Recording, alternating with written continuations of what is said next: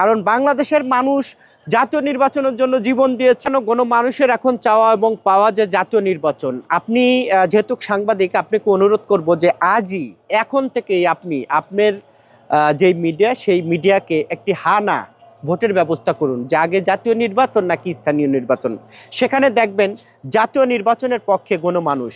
কাজেই বিএনপির মহাসচিব যেটা বলেছে যে জাতীয় নির্বাচন যেটা চেয়েছে সেটাই, কিন্তু জাতীয় অনেক গণমাধ্যম আছে, সেই গণমাধ্যমদেরকে নিয়ে আপনারা আগে সংলাপ করুন।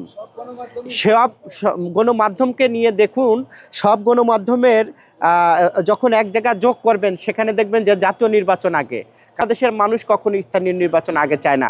স্থানীয় নির্বাচন চাই হলো ওই যে 17 বছরের কিছু মিডিয়া, হলুদ মিডিয়া ছিল, যারা মনের মাধুরী দিয়ে বিএনপিকে এবং জামাত বা অন্যান্য রাজনৈতিক দল যখন ওই সরকারের অপকর্মের বিরুদ্ধে কথা বলতেন, তখন তারা মনের মাধুরী দিয়ে এটাকে নানানভাবে প্রচার করার চেষ্টা করছেন। ওই যে সেই মিডিয়া কিন্তু এখনও বাংলাদেশে আছে।